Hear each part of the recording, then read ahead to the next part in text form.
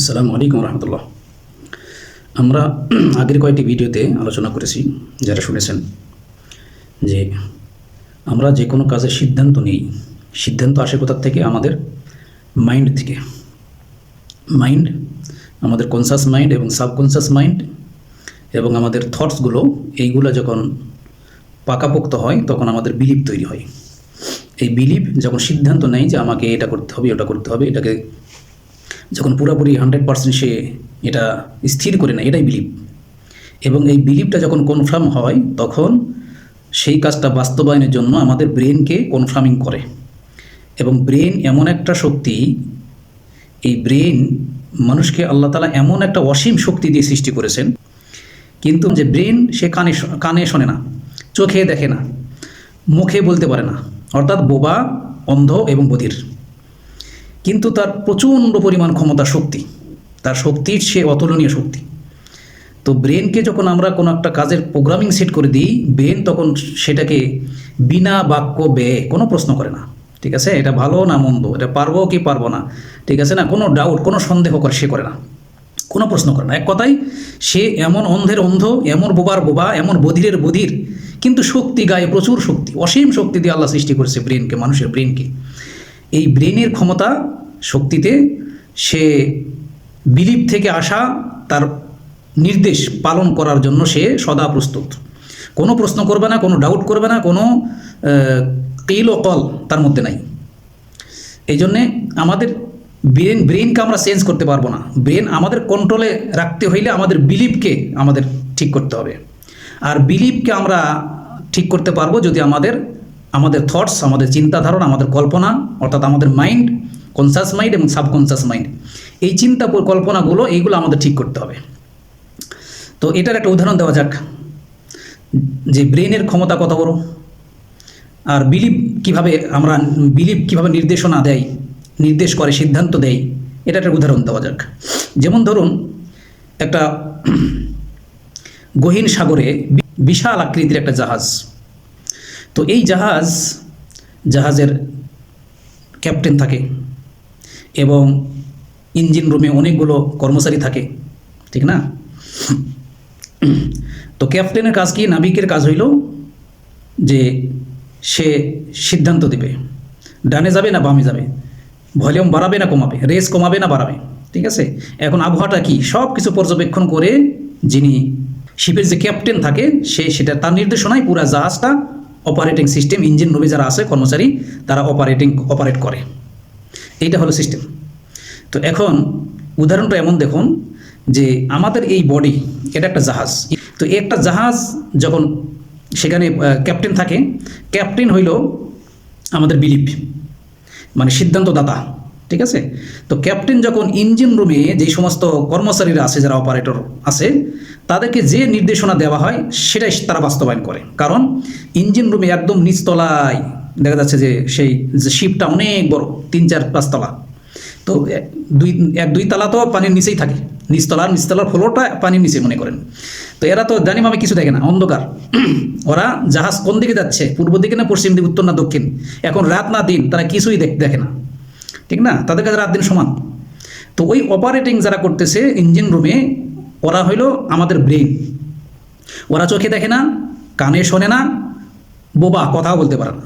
তারা শুধু উপরে অবস্থান করতেছে, যে ক্যাপ্টেন, শিপের উপরে যে ক্যাপ্টেন আছে, তার থেকে আসা নির্দেশনা, তার ইশারা, ঠিক আছে, তার সিদ্ধান্ত, তার হুকুম বাস্তবায়নের জন্য তারা চাতক পাখির মতো প্রস্তুত, ঠিক আছে। তো এখন যখন শিপের ক্যাপ্টেন বলতেছে, মানে ইঞ্জিন রুমে ঘোষণা করা হইল যে দেখো সামনে আমাদের একটা আইসের পাহাড়, অর্থাৎ একটা বরফের পাহাড়, আমরা খুব কাছাকাছি পৌঁছে গেছি, হয়তো অল্পক্ষণের মধ্যে আমাদের জাহাজটা ধাক্কা লেগে ক্ষতিগ্রস্ত হয়ে যেতে পারি। এই খবরটা যখন ইঞ্জিন রুমে দেওয়া হইল, তো ইঞ্জিন রুমে যতগুলো কর্মচারী আছে তারা সবাই মিলে বলা বলে করলো, এই আমরা তো ধ্বংস হয়ে গেছি। তো ধ্বংস হওয়ার জন্য তাড়াতাড়ি কীভাবে আরও তাড়াতাড়ি ধ্বংস হবো, সেই কাজটা করতে হবে, ঠিক আছে। ওরা, আমি আগেই বলছি যে ওই অপারেটিং যারা ইঞ্জিন রুমে অপারেট করতেছে, তারা চোখে দেখে না, তারা কানে শোনে না, তারা মুখে বলতে পারে না, ঠিক আছে। তো তাদের ভাষায় তাদের যারা সহকর্মী আছে তাদেরকে তারা এই কথা বোঝাচ্ছে যে আমাদের ক্যাপ্টেন বলছে আমরা ধ্বংস হয়ে গেছি, অর্থাৎ ধ্বংস করতে যা করা দরকার সেটা আমরা করতে হবে, ঠিক আছে? ক্যাপ্টেন যেটা বলছে এটা আমাদের করতে হবে। তো আমাদের বিলিভ হইল আমাদের ক্যাপ্টেন, আর ওই ইঞ্জিন রুমে যে সমস্ত কর্মচারী আছে অপারেটর, এরা হলো আমাদের ব্রেন কোনো ভালো মন্দ, ঠিক আছে, এটা কোনো তফাৎ সে করতে জানে না। ব্রেনের কাজ হইল আপনার বিলিভ থেকে আসা নির্দেশনা পালন করবে সদা প্রস্তুত, ঠিক আছে? ব্রেন হলো অন্ধ, সে হলো বোবা, সে হলো বধির। এই জন্য মানুষ যখন কোনো একটা কাজের পুরাপুরি সিদ্ধান্ত নেয়, তার বিলিভ থেকে যখন সিদ্ধান্ত নেয়, ব্রেন সেটাকে যতক্ষণ বাস্তবায়ন না করতে পারে, ঠিক আছে, ততক্ষণ সে পথ খোঁজে। এই হলো ব্রেনের কাজ। তো এই জন্য আমাদের চেঞ্জ করতে হবে কোথায়? আমাদের বিলিভকে, বিশ্বাসকে। তো এইটা যদি আমরা শরীয়তের দৃষ্টিকোণ থেকে দেখি, বিলিভের আরবি হলো ইমান, ইয়াকিন বলতে পারেন, ইমান বলতে পারেন। ইমান মানে বিশ্বাস, আর বিলিভ মানে হলো বিশ্বাস, অর্থাৎ ইমান। তো এই ইমান বা ইয়াকিন এটা কোথায় অবস্থান করে? মানুষের আত্মায়, ঠিক আছে, মানুষের আত্মায়। তো এই মানুষের চিন্তা, চেতনা, কল্পনা, পরিকল্পনা, ভাবনা, এগুলো সব হলো মানুষের হলো মাইন্ডের কাজ। তো মাইন্ড থেকে যখন চিন্তা পরিকল্পনা আসে তখন সেটা বিলিভের রূপ নেয়। আর এই বিলিভটাই হলো যেখানে অবস্থান করে সেটাই হলো আত্মা। আপনি বলেন মানুষ যখন আমল করে, নেক কাজ করে, বদ কাজ করে, যেটাই ভালো কাজ, মন্দ কাজ, গুনাহের কাজ, যেটাই করুক না কেন, এটার ফলাফল, অর্থাৎ এর যে এই কাজের যে বিশ্বাস, এটা বিশ্বাস থেকে মানুষ করে। মানুষ যে ভালো কাজ করে, মন্দ কাজ করে, নেক কাজ করে, গুনার কাজ করে, এটা কিসের থেকে করে? তার বিলিভ থেকে করে, অর্থাৎ তার বিশ্বাস, তার ইমান থেকে। তার ইমান যেরকম, তার আমল সে তদ্রূপ। ইমান যদি ভালো হয়, মজবুত হয়, তাহলে আমল মজবুত হবে, ভালো হবে, নেক আমল করতে পারবে। আর ইমান যদি খারাপ হয়, নষ্ট হয়, পচা হয়, হ্যাঁ, ইয়াকিন যদি খারাপ হয়, নষ্ট হয়, পচা হয়, তার থেকে খারাপ গুনার কাজ, খারাপ চিন্তা, নেগেটিভিটি, ঠিক আছে না, তার থেকে শুধু খারাপ গুনার আচরণ প্রকাশ পাবে, ব্যক্ত হবে। তো আমাদের ইমানটা, ইয়াকিনটা অবস্থান করে আমাদের আত্মায়। তো মানুষের আমল আচরণ এইগুলো শরীরে প্রকাশ পায়, তার কথায়, তার চালচলনে, আচার আচরণে, যেটাকে বলা হয় অ্যাক্টিভিটি বা কিংবা বলা হয় অ্যাটিটিউড, এটাতে প্রকাশ পায়। কিন্তু তার আত্মায় যে বিলিভ বা ইমান বা ইয়াকিন যেটা অবস্থান করতেছে, সেটার এর বহিঃপ্রকাশ আমাদের এই শরীর থেকে প্রকাশ পায়। তো এই শরীর আসলে, আমরা তো যখন আত্মা শরীর থেকে বের হয়ে যায়, শরীর থেকে যখন আত্মা বের হয়ে যায়, তখন এই শরীরের আর কোনো দাম থাকে না, এই শরীরের কোনো হাকিকত নাই। কারণ শরীর এখন মৃত লাশ, এটা যত দ্রুত সম্ভব এটাকে দাফন করতে হবে, কবরস্থ করতে হবে, নাহলে এর থেকে পচা দুর্গন্ধ বের হবে, পরিবেশ নষ্ট হবে। তো এই জন্য তাড়াতাড়ি এই শরীরকে দাফন করা হয়, লাশকে দাফন করা হয়। তো আসলে আমরা শরীরকেই আমরা যতটুকু গুরুত্ব দিই, আসলে আত্মাই হলো আসল মেন। আত্মা না থাকলে শরীরের যেমন কোনো দাম নাই, তেমনিভাবে আমাদের বিলিভ, আমাদের ইয়াকিন, এটাই হলো আসল জিনিস। তো সেই জন্য এই শরীর থেকে যখন আত্মা বের হয়ে যাবে, তো এই আত্মার তো কোনো মৃত্যু নাই, আত্মার স্থানান্তর হয়। এই জন্য বলা ইন্তেকাল মানে কি? স্থানান্তর হওয়া। আত্মা কোনোদিনই মরবে না। আত্মা হলো বলি রূহ মিন আমরি রব্বি, এটা হলো আল্লাহ তাআলার পক্ষ থেকে একটা হুকুম মাত্র। এটা দেখা যায় না, ছোঁয়া যায় না, স্পর্শ করা যায় না, এটা আল্লাহর হুকুম, ঠিক আছে?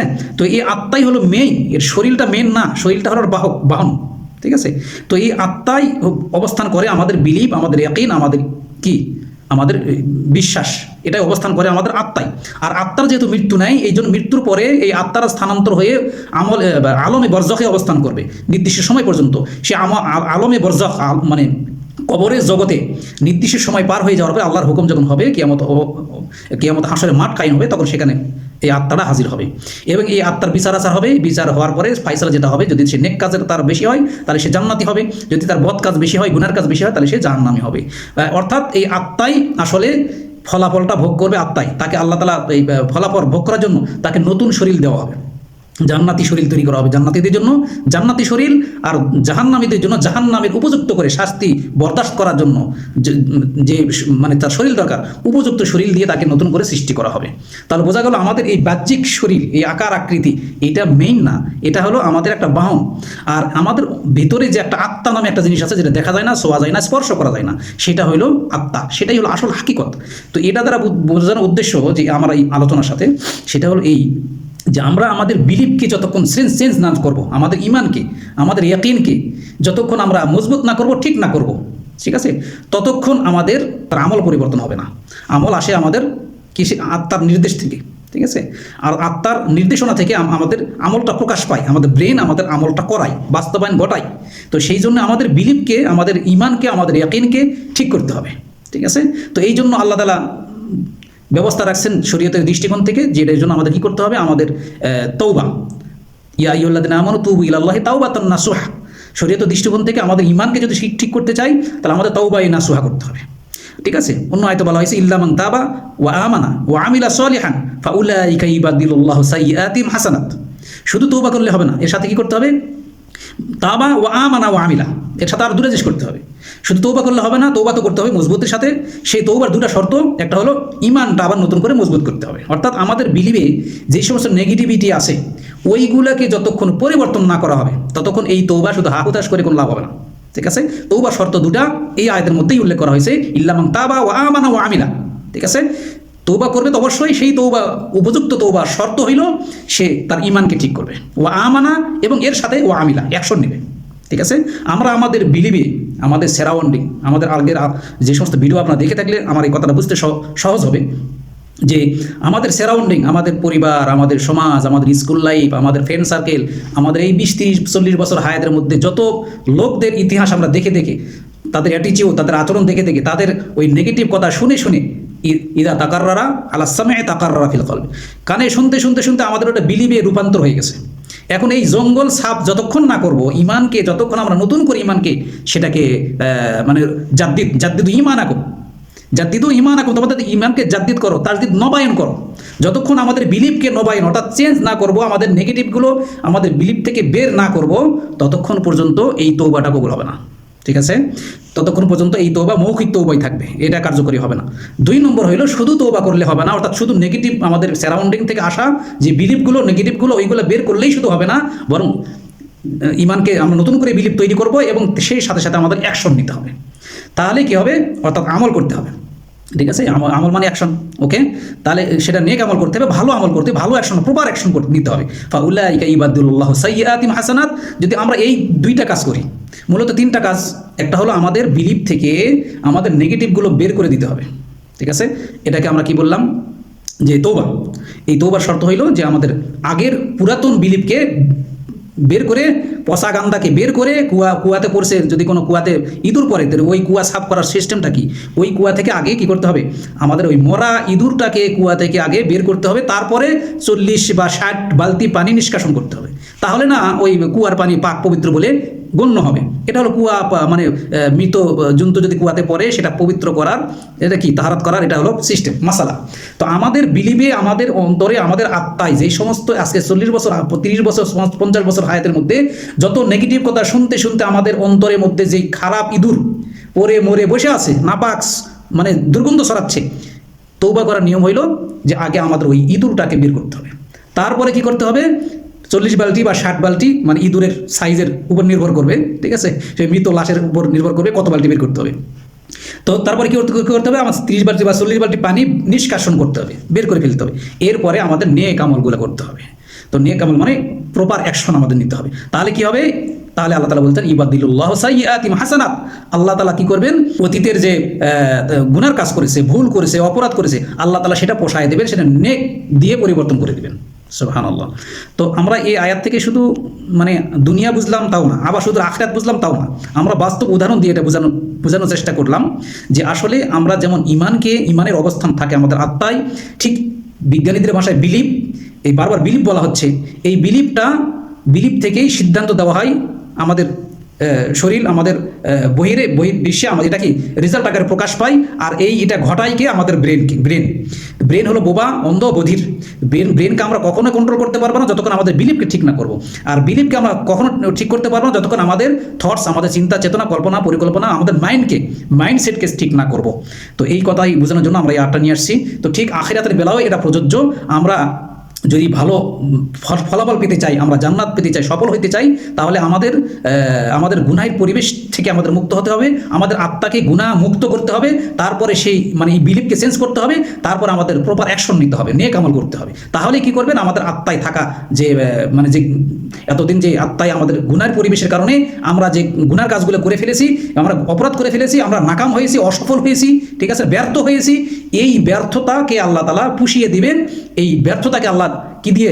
সফলতা দিয়ে, অর্থাৎ নেক দিয়ে সেটাকে পরিবর্তন করে দিয়ে। উলাইকা ইউবাদদিলুল্লাহু সাইয়্যাতিহিম হাসানাত, অর্থাৎ ওই সাইয়্যাতগুলো মানে অসফল, নাকাম, ব্যর্থতা, এগুলোকে আল্লাহ তাআলা খুব দ্রুত অল্প টাইমের মধ্যে এটাকে সফলতা দিয়ে আল্লাহ তাআলা পরিবর্তন করে দিবেন, নেক দিয়ে পরিবর্তন করে দিবেন। তো এই ব্যাপারে আরও ডিপলি আলোচনা করা প্রয়োজন আছে। ইনশাআল্লাহ আপনারা অনেকে অতীতের ভিডিওগুলো দেখছেন, কমেন্ট করতেছেন, অনেকে শেয়ার করছেন।